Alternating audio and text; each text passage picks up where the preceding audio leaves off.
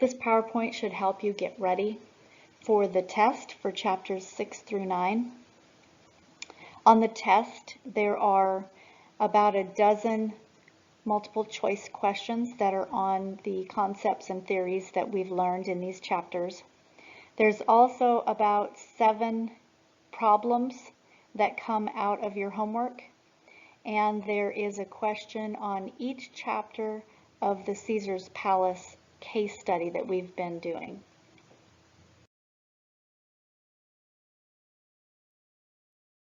You may want to pause for a few moments on this slide that highlights the terms and definitions that we covered in chapters 6 through 8.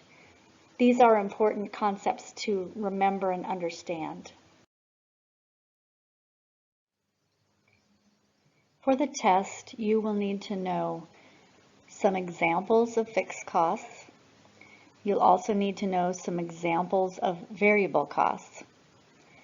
Also, you'll want to think about what happens to fixed cost per unit when production goes up or down, and what happens to variable costs per unit when production goes up or down.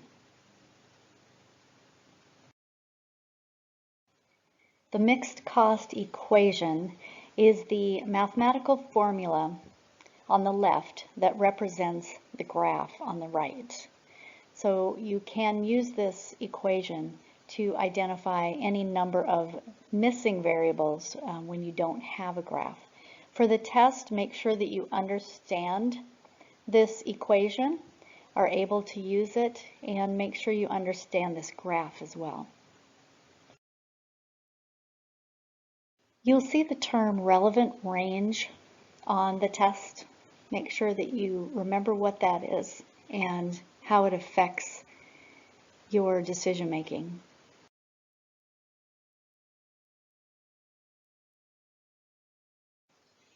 The mixed cost equation can help us evaluate costs when we have simple information.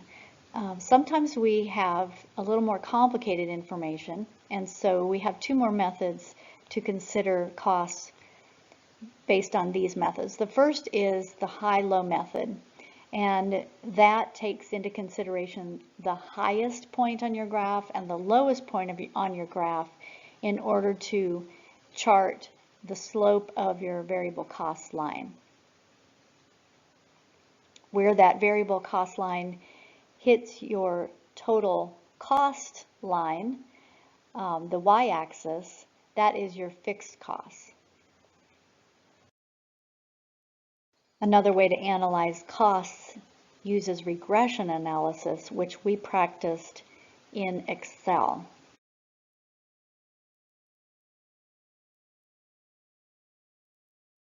Here you can see a regression analysis report generated by Microsoft Excel.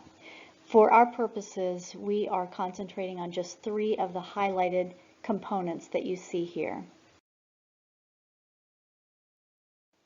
Make sure that you understand break-even analysis, the components involved in calculating break-even analysis, and this graph. Contribution margin is a very useful cost analysis tool. Make sure that you can build a simple contribution margin income statement and that you can calculate contribution margin per unit. This slide shows the 2 methods of break-even that you need to be able to calculate. One identifies the number of units that must be sold to break even, and the other identifies the total sales in dollars that must be achieved in order to break even. We talked about margin of safety a few times. This helps us to know how close we're getting to our break even. So make sure that you understand the concept and how to evaluate it.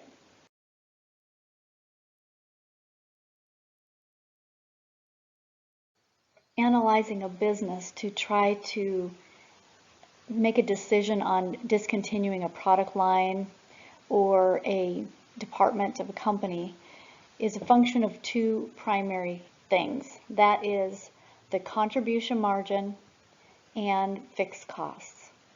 So make sure that you are able to analyze a product line or a department to know whether you should keep it or not based on these two factors.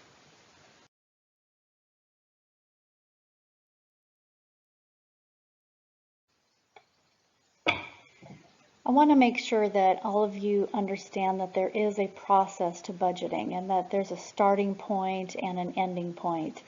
I'm not as concerned that you understand or try to memorize the order in which all of these come, but take a look at how we start out a budget and how we complete the budget, because there's a lot of logic to this.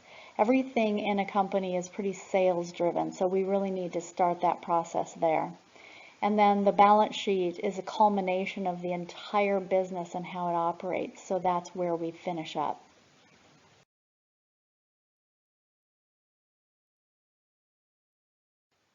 This graph here also shows the process of creating the master budget. It's a little more involved because it is for a manufacturing company. The main reason that I included it is because I wanted to remind you what is part of the operating budget and what is part of the financial budget.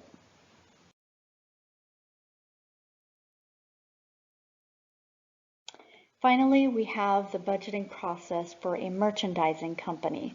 It's a little less involved because we're purchasing products rather than manufacturing them. But as with the previous graph, we here can see what is part of the operating budget and what is part of the financial budget.